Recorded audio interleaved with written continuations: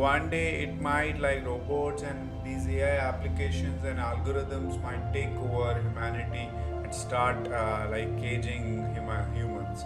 So first generally intelligent AI, one personal proposal to deal with this is to ensure that the first general intelligence AI is friendly AI. So it should be friendly AI. It should not be like based on all the controlling humans and all. So we'll be able to control subsequently develop AI. Some questions whether this kind of check could actually remain in place.